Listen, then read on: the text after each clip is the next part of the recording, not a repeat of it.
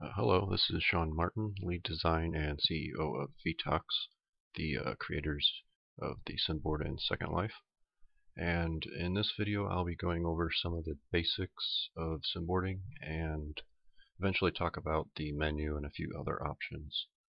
To start, you'll need to have a simboard, of course, which you can get at VSN or any of the main Vetox shops in Second Life. So the first thing I'll talk about is the intro startup menu. When you first res a board for the first time, you'll get this startup menu asking if you want flight or freestyle. This basically chooses what mode you'll be riding without overwhelming the first time user to a bunch of other buttons and things they may not understand right away. Now, some people have trouble using the freestyle mode at first because they don't understand the basic controls yet, and they eventually fall over or find themselves stuck in something or have no idea how to get back up. But flight has an auto balance which helps new users to just get the hang of the basic controls without too much trouble. So that's why freestyle shows in the menu as pro, whereas flight shows as easy. It just helps smooth out the experience for the first time user. In the past, some thought this menu might permanently adapt the board towards one mode or the other, but it's really the same as pressing fly on and fly off in the main menu, which I'll get into in a few moments. Now, if you take a copy of this board to your inventory, then it won't bring up this menu again unless you res a new one from your package. So I'm going to select ride, and you'll notice when I sit on it, it's kind of odd. It's because I have my AO on, so you'll want to turn any AOs that you have, you want to turn those off because they'll mess up the control and the animation system. So I'm going to start with basic left and right, and you'll notice it'll move the board forward a little bit.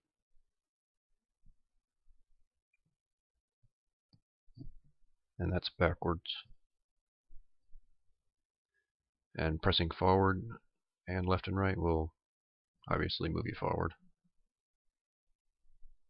Pretty self-explanatory. Now, something that too many people know about is the Control 8.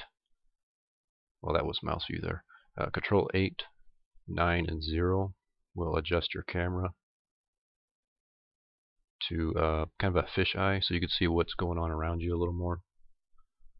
And Control 9 will auto adjust, and that's Control 0. And Control 9 brings you back if you don't get hit. Okay. Now you'll notice there's ramps pretty much all around here, and if you press forward on them, it'll adapt to it pretty easily. The Simboard will ride along it. But to do tricks on it, you'll need to know about the C and E keys, or page up and page down, and that will adapt your other controls to do rolls and flips, and I'll get into that in a little bit. Now, the easiest trick to do is a spin, which is usually done on half pipes or ramps. To do it, you hold the E key or page up, and you turn left or right, and it will spin you. Now, you can also hold down the C key and press left and right, and you'll do a roll. And forward with C key or page down will flip you forward backwards. And that's used if you get stuck, or you can use it for anything really. You can mix and match them to do various tricks when you're in the middle of a jump or in the air, pretty much any time you want.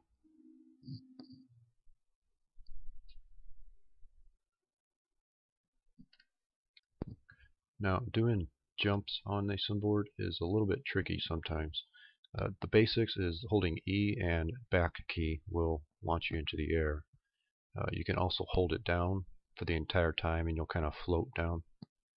Releasing it the back key quickly will kind of do a quick jump and you'll land pretty fast. Now it will also work against walls, but only if you use a quick loop, which is holding the E and forward, just tapping it. It'll do this, and then you can jump on the wall. It'll latch you back onto it. Now that loop I was talking about, holding E and forward, that will do well, pretty much this here. Now that loop can also be mixed with left and right, which usually does your spin, but in this case, since you're holding E and forward, it'll do its own variation of it, which could be used to mix and match your own combos and stuff. Now warps are holding left and right and then pressing forward or backwards, but forward works the best usually for ramps. That'll give you an extra boost of speed when you need it. I'm not very good at it. And it always gets stuck here. I don't know why. I gotta fix that. Now to bring up the main menu on the Simboard that I was talking about before, you simply click the board and it will give you all these options here, which I'll go into later.